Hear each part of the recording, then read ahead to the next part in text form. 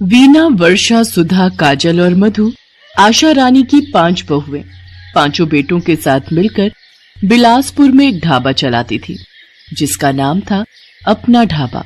आशा रानी ने ये ढाबा 40 साल पहले अपने पति के साथ खोला था। फिर पति का स्वर्गवास हो गया तो आशा रानी के 5 बेटों और 5 बहुओं ने मिलकर इस ढाबे को संभाल लिया। क्या क्या पैक करना है? दाल मखनी, लच्छा पराठा, दम आलू। आपका? 10 तंदूरी रोटियां और पनीर बटर मसाला। ये स्लिप ले लो, वहां आके दिखा दो। आशा रानी के 5 बेटे ग्राहक संभालते थे और बहुएं खाना बनाती थी। आशा रानी ऑर्डर लेकर आगे बेटों के पास भेजती थी। सब बहुओं का काम बटा हुआ था। ग्राहक स्लिप दिखाते और बहुएं पैक भी करती और वहां बैठे ग्राहकों को भी थाली लगा कर देती। पर कहते हैं ना, जहाँ 4 बर्तन होते हैं वो आपस में खड़कते ही हैं।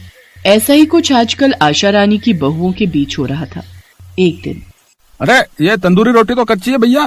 भैया इसे बदलवा दो। अभी बदलवा देता हूँ। काजल, ये रोटियां कच्ची कैसे रह गई? तुम्हें पता है हमारे ढाबे पर दूर दूर से लोग खाना खाने आते हैं, फिर आजकल ये गलतियां क्यों हो रही हैं? क्या हुआ सुरेश, तुम इतने गुस्से में क्यों? ये रोटियां तंदूर पर मैंने नहीं, सुधा भाभी ने लगाई हैं। मेरी इसमें कोई गलती नहीं है। मैंने वर्षा भाभी को बोला था तंदूर अभी ठंडा है, मैं कुछ देर बाद रोटियां बनाऊंगी, तब तक वो बिरयानी और मटर पुलाव का ऑर्डर तैयार कर दें। पुलाव और बिरयानी कैसे तैयार करती? वीना भाभी ने मखनी दाल तड़का तैयार तो कर दिया, पर बड़े भैया आज मक्खन लाना भूल गए। कल बोला था बाजार से मंगवाना है। ये लो गरम रोटियां, मैंने अच्छे से सेक दी हैं, जाओ दे आओ।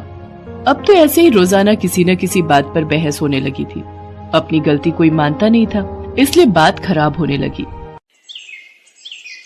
मैं कुछ दिनों से देख रही हूँ तुम 5 बहुएं आपस में ज्यादा ही बर्तन खड़का रही हो।